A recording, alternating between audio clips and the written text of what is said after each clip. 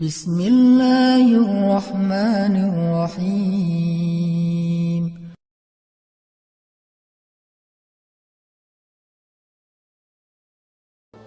Yang paling layak dicintai dalam hidup kita itu pertama Allah, kedua Nabi, ketiga orang tua, keempat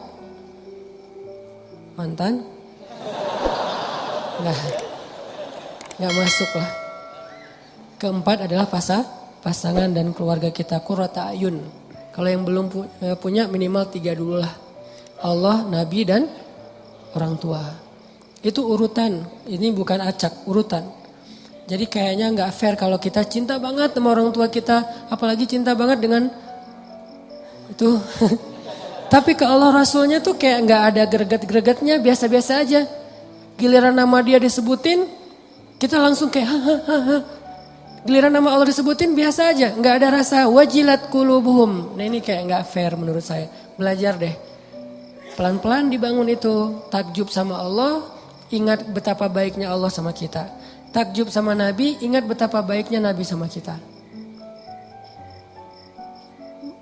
Kalau saya sekarang membiasakan karena saya pengen respect banget sama Nabi semampu saya. Kalau sholawat sama Nabi itu saya takzim, menghargai.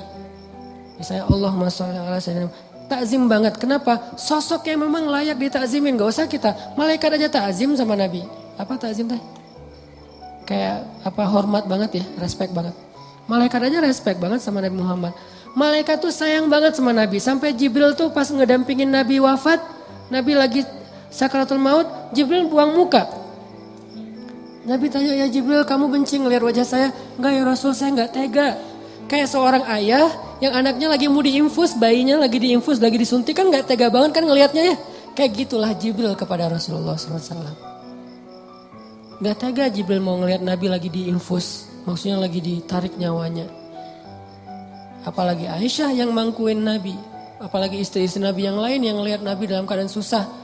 Ini keringat beliau, keringat dingin karena sakaratul maut. Nabi dalam keadaan kayak gitu, yang diingat siapa?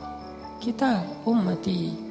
Ya Allah gimana? Karena Nabi pengen make sure ke Allah kalau nanti di akhirat beliau bisa mensyafaati kita. Itu deal-dealannya Nabi terakhir. Maaf saya gak mau promosi. Dan saya juga gak nonton soalnya. Cari di YouTube. Deal-dealan Nabi sama Allah yang terakhir itu adalah make sure kalau Nabi itu bisa syafaatin umatnya. Itu tuh deal-dealan Nabi sama Allah yang terakhir loh. Ya Allah beri saya kesempatan mensyafaati umat saya. Beri kesempatan umat saya masuk surga duluan. Umat saya. Sampai Allah ya. Baru tenang beliau kembali kepada Allah. Itu permintaan terakhir Nabi. Kalau kita kan permintaan terakhir mungkin gak akan keingat orang lain. Jangankan orang lain, mungkin keluarga aja nggak ingat, pasti diri sendiri yang kita pikirin kan. Kalau Nabi yang dipikirin orang yang nggak kenal sama beliau. Terus kita kenapa masih kikir untuk berselawat sama beliau? Beliau aja yang nggak kenal sama kita terus berusaha untuk memberi syafaat buat kita. Masa salawat aja males? Sallallahu alaihi wasallam. Dan kenabian beliau memang luar biasa. Saya baru dengar ada sebuah cerita nih, keren nih. Dulu tuh ada seorang laki-laki namanya Ahban. Ahban ini penggembala domba gitu. Lagi menggembala domba ya. Tiba-tiba ada seekor serigala naik ke atas puncak bukit. Terus bicara kayak manusia. Ini di zaman Nabi. Seekor serigala naik ke atas bukit. Ngelihat domba yang banyak digembalain sama Ahban. Dia bilang, ya Ahban, kenapa kamu menghalangi saya dari rezeki yang Allah tentukan untuk saya? Kata serigala, mana rezekinya? Domba. Kan dikawal terus sama Ahban nih. Sehingga serigala gak bisa mendekat. Sehingga serigala ngeluh gitu, curhat gitu teh. Wahai Ahban, Ahban gitu. Kenapa kamu menghalang-halangi rezeki Allah untuk saya berupa domba-domba? Ahban lihat kanan kiri, mana orang yang ngomong? Kata serigala, saya, kata serigala teh. Oh kamu, ajaban, mengagumkan sekali serigala bisa bicara seperti manusia. Kata Ahban, kata serigala, Ada yang lebih mengagumkan daripada ini. Apa? Ada seorang laki-laki di Madinah dan dia adalah utusan Allah. Dialah yang paling mengagumkan. Lebih gempar daripada serigala bisa ngomong. Beneran. Nih abah ini orang Madinah. Dia gak tahu tentang kenabian Rasulullah. Pulanglah dia ke kampungnya. Nanya tentang Muhammad, tentang kenabian. Datanglah kepada Rasulullah. Begitu Ahban bertemu dengan Rasulullah. Rasulullah tersenyum dan mengatakan, apa yang dikatakan serigala itu kepadamu wahai Ahban? Dia makin kaget. Ya Muhammad, bagaimana kamu tahu tentang apa yang saya bicarakan dengan serigala? Allah subhanahu wa ta'ala yang maha tahu segala sesuatu. Akhirnya asyhadu an la ilaha illallah wa annaka rasulullah. Banyak banget bukti-bukti kebesaran itu. Jadi gak usah ragu lagi bahwa Muhammad sallallahu alaihi wasallam adalah utusan Allah, orang terpilih. Yang Allah aja udah maafin kesalahan beliau tapi gak menyebutkan kesalahannya. Tapi Allah maafin tapi gak disebutin kesalahannya. Saking mulianya Rasulullah sallallahu alaihi wasallam.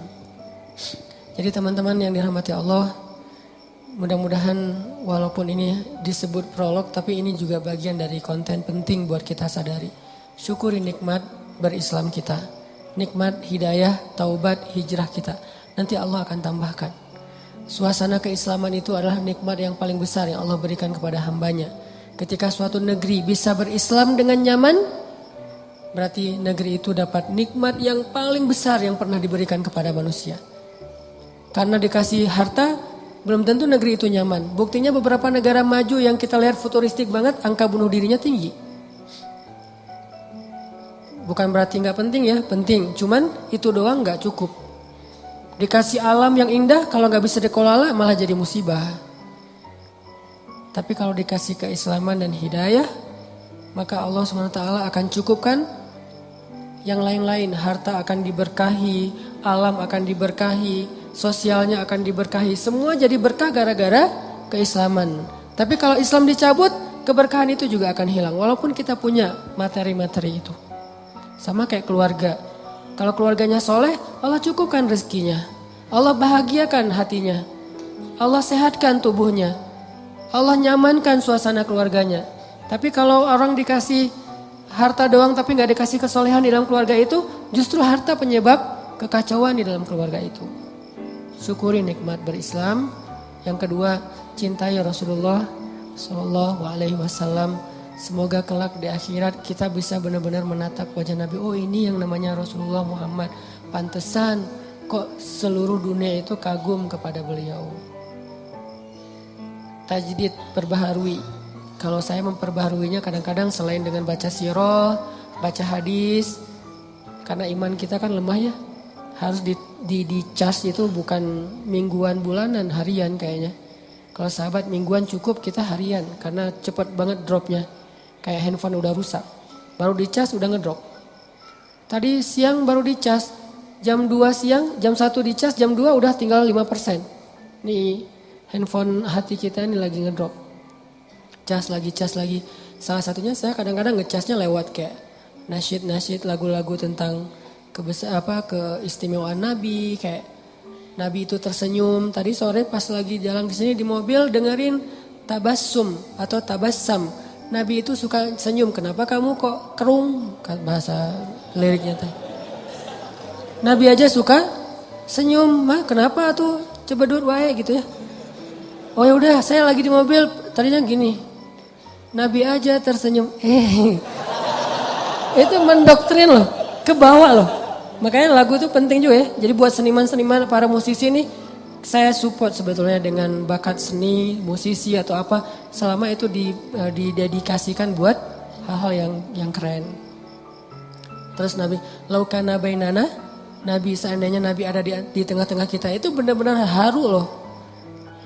Refresh.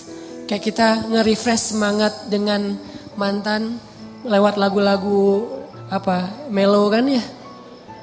Begitu dengar backsound aja nggak usah lagu backsound sebuah booster tentang yang kayak gitu-gitu Tokyo Cinderella Story atau apalah kayak gitu-gitulah saya nggak ngerti. Korea-Koreaan lah, Jepang-Jepanan.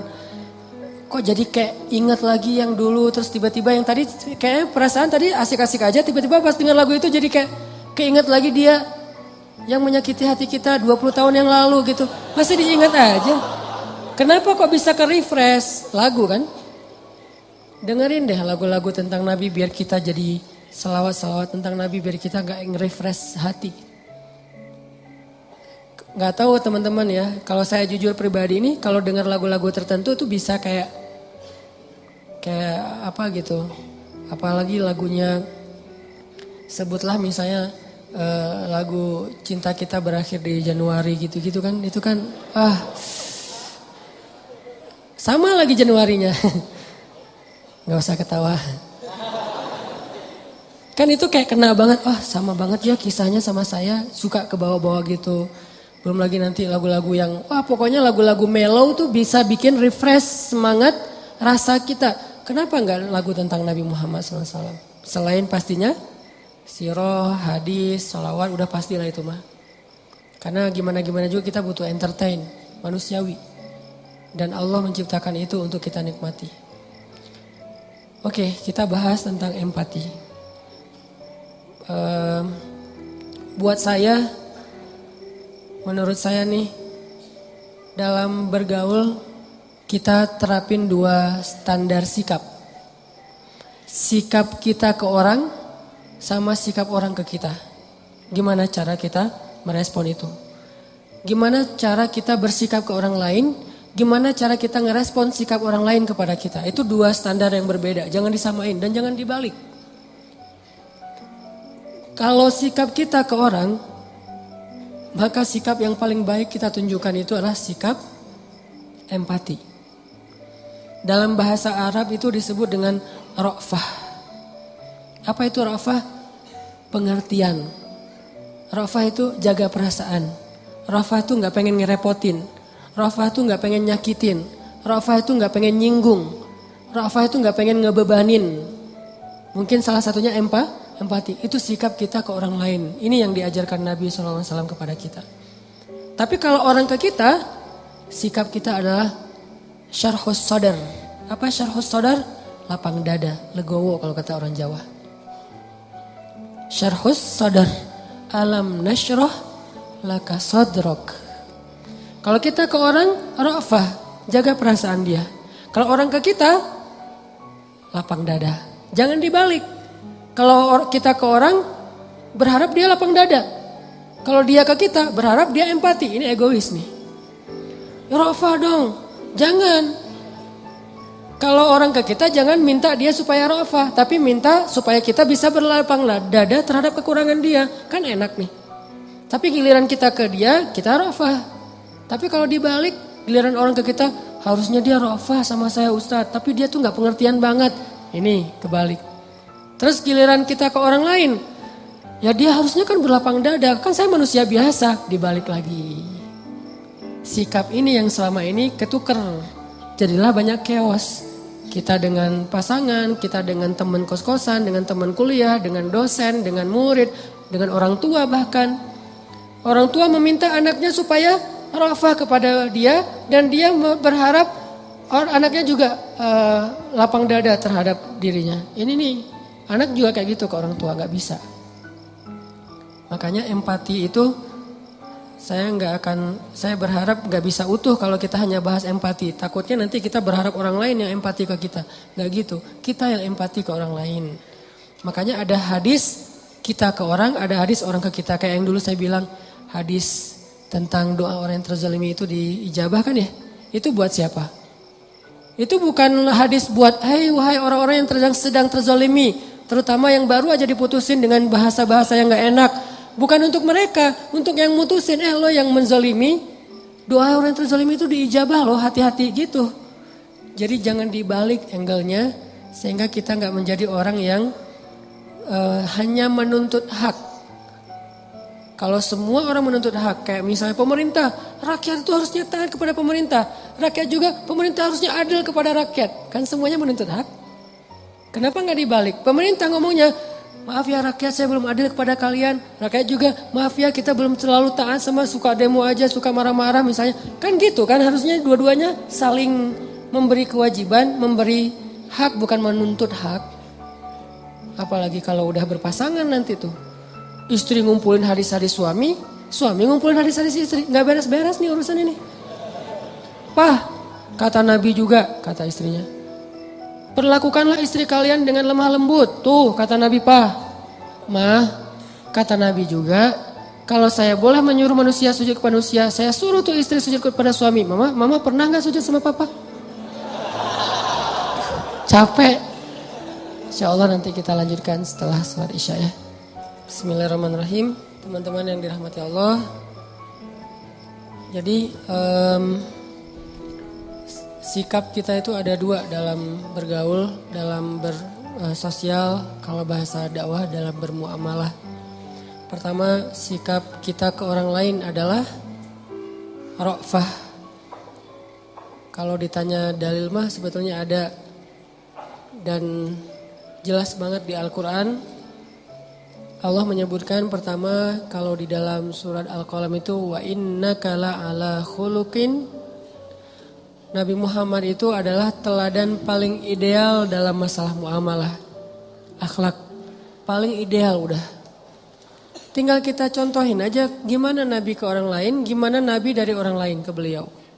Kalau beliau ke orang lain disebutin oleh Allah di surat At-Taubah 128 tuh. Akhir surat At-Taubah. Bil mu'minina ra'ufun rahim.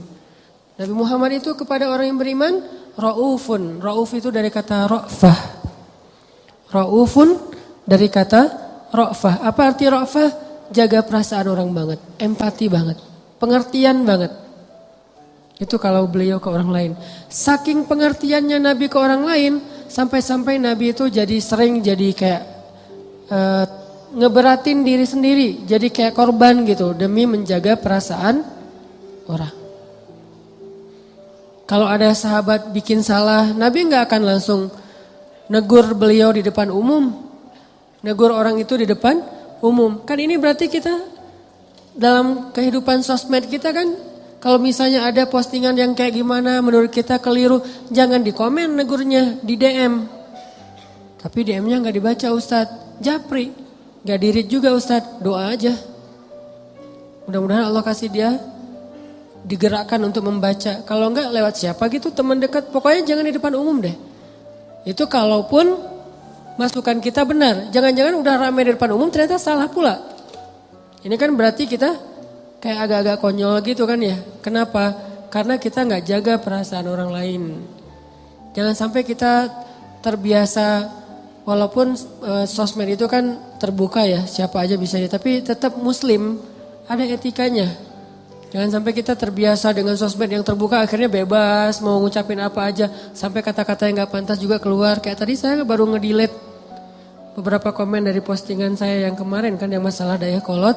Ada yang komen sampai kata-katanya gak enak gitu. Saya delete. Kenapa kok masa di komen ada istilah nama hewan di situ teh? Kan gak pas gitu. Terus ada yang istilahnya mencela apa segala macam. Ini kayaknya orang yang gak ngerti lah. Gak tahu dari mana asalnya. Udah aja saya delete. Sekalian orangnya di blok. Kenapa saya blok? Bukan benci sama orangnya. Dia udah gak benar cara bermedia sosial. Dan ini gak sehat buat yang lain. Ini harus dihentikan. Tapi saya gak mau ngerespon yang kayak gitu-gitu, males. Jadi malah rame.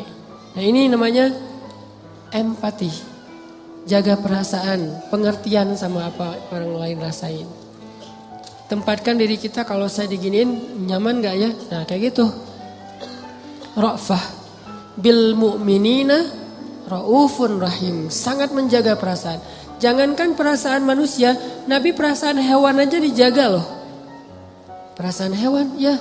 Sampai ada hadis kalau di kitab Riyadhus Shalihin itu larangan berbicara atau bercakap-cakap di atas kendaraan. Maksud kendaraan di situ hewan tunggangan. Dilarang dalam Islam itu dua orang laki-laki sambil naik di atas hewan tunggangannya, terus hewannya berdiri aja nganggur, kita ngobrol gitu. Nggak boleh dalam Islam. Kalau pengen ngobrol yang lama, apalagi ngopi-ngopi, udah aja turun dari hewan, biar hewan itu cari makan, istirahat dulu. Dia mungkin mau berebah atau ngapain gitu, ngelurusin kakinya apa, capek kan. Iya, mau Apa dia pengen jong-jong juga, bukan kita doang yang pengen santai. Biarin dia istirahat. Jadi kita ngopi-ngopinya di bawah, jangan sampai ngopi-ngopi di atas, ngobrol terus nunjukin, oh ini ada masalah lagi trending topik, tapi di atas hewannya kan bete di bawah. Ngapain sih kan lama-lama amat, gua juga pengen makan atau ngapain gitu. Itu ada hadisnya, saking Nabi ra'fah. Dengan hewan aja ra'fah. Dengan tumbuhan Nabi ra'fah. Kan dulu tuh Nabi kalau khutbah berdirinya di atas satu pohon korma nih. Kebenaran pohon kormanya kayak agak miring melintang gitu. Nabi berdiri di atas pohon korma untuk khutbah. Begitu kaum muslimin sudah mulai agak mampu nih, dibikinlah mimbar untuk Nabi. Yang sekarang di Raudhah tuh, dibikin mimbar. Sehingga Nabi khutbah tidak lagi berdiri di atas pohon korma. Maka pohon itu pun menangis. Nangis kayak anak bayi. Nabi, maaf, langsung turun dari mimbar, duduk lagi di atas pohon itu. Pohon itu diem. Manja banget kan pohon sama Nabi teh. Kira-kira istrinya gimana? Pohon aja gitu. Masya Allah ya sosok Nabi ya. Pohon aja pengen manja sama beliau, gimana istrinya? Kita, pohon aja malas didudukin sama kita. Malas banget. Kucing aja lari dari kita. Kalau Nabi kucing datang, sampai serigala aja ngomong, merekomendasi. Jadi serigala kayak testimoni gitu tentang Nabi. Serigala testimoni, kan dia serigala ini kan binatang buas, tapi mentestimoniin Rasulullah SAW. Kenapa? Karena semua alam mencintai beliau. Hanya yang fitrahnya sudah berubah yang tidak mencintai beliau. Kalau yang masih sesuai fitrah, manusia, jin, hewan, tumbuhan, semesta, yang masih fitrah nih, cinta pasti sama Nabi. Hanya hati-hati yang sudah berubah, tidak lagi fitrah, yang tidak cinta kepada Nabi.